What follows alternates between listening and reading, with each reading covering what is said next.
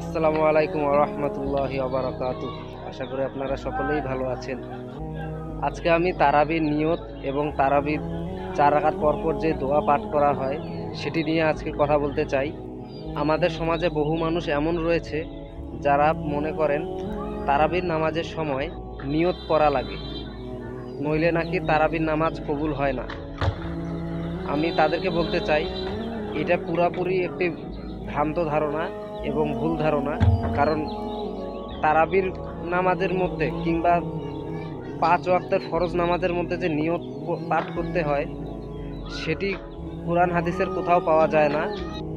এবং তারাবির নামাজের প্রত্যেক 4 রাকাত পরপর যেই দোয়া পাঠ করা হয় সেই দোয়াটিও কুরআন হাদিসের কোথাও উল্লেখ নেই। এটি হলো পুরোপুরি কিছু মানুষের তৈরি ভ্রান্ত মাসালা, যেটির উপর অনেকেই আমল করেন। তারাবির আগে তারাবির নিয়ত মুখে পাঠ করা এবং তারাবির নামাজের প্রত্যেক 4 রাকাত পরপর দোয়া পাঠ করা এটি সম্পূর্ণ ভ্রান্ত ধারণা এবং এটি হলো বিদআত। নিয়ত হলো মনের বিষয়। আপনি মন থেকে নিয়ত করছেন যে আপনি তারাবির নামাজ পড়তেছেন, এটাই আপনার নিয়ত। এবং তারাবির 4 রাকাত নামাজের পর যেই সময়টুকু পাওয়া যায় সেটি হলো রেস্টের সময়, দোয়া পড়ার নয়। সেই সময়টুকুতে আপনারা শুধু রেস্ট নেবেন, দোয়া পাঠ করবেন না।